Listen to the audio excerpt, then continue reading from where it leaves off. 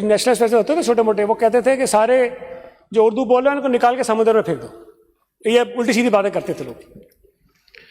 سر یہ ممکن تو نہیں ہے نا، نہیں ہو سکتا، یہ ناممکنات میں ہے، ہزاروں سال گزر جائے یہ نہیں ہو سکتا. اب اگر ہمیں یہ بات ماننی چاہیے کہ جو یہاں بستے ہیں ان کو نہیں، ان کی آنے والی ہزاروں نسلوں کو بھی یہاں پہ رہنا ہے، یہیں رہنا ہے، ہم نے بھی رہنا ہے، انہوں نے بھی رہنا ہے. اگر ہم یہ بات مان جائیں نا سر، سارے مسئلے ختم ہو جائیں گے.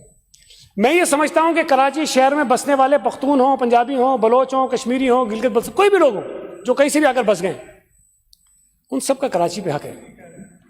اگر ان کا حق ہے تو جو لوگ سندھ کے باسی ہیں ان کو تو کم از کم اس حق سے محرومی کے تانے نہیں دینے چاہیے کسی کو. سب کا حق ہے. ہمیں اس بات کو تسلیم کر لینا چاہیے کہ ہم جتنے لوگ اس شہر میں بستے ہیں یہ سب کا شہر ہے، میرا بھی اتنا ہے جتنا آپ کا ہے. میں زیادہ دعویٰ نہیں کرتا ہوں.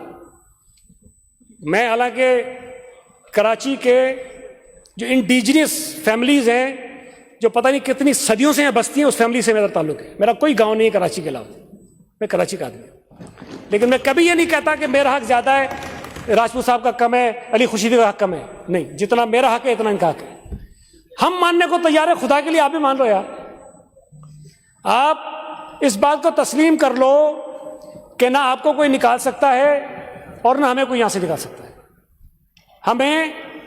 مجھے سر وہ شیخ عبداللہ صاحب چلے گئے، بڑی اچھی تقریر کی انہوں نے اچھی تقریر کی.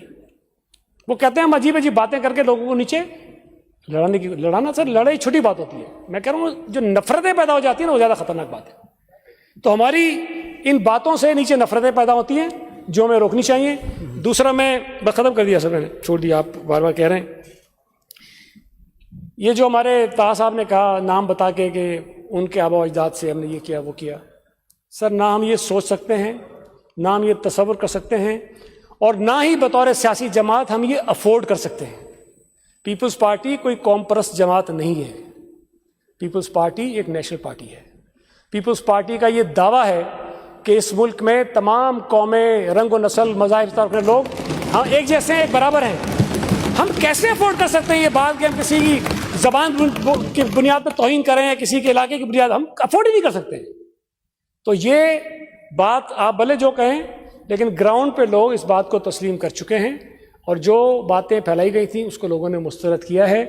میں آخر میں صرف اتنی بات کہہ دوں کہ میں نے پچھلی دفعہ بھی کہا، ایک اور پیشن گوئی کی تھی کہ یہاں بیٹھے ہوئے لوگ آنے والے الیکشن میں اور سکڑ جائیں گے اور ہم اور بڑھ جائیں گے.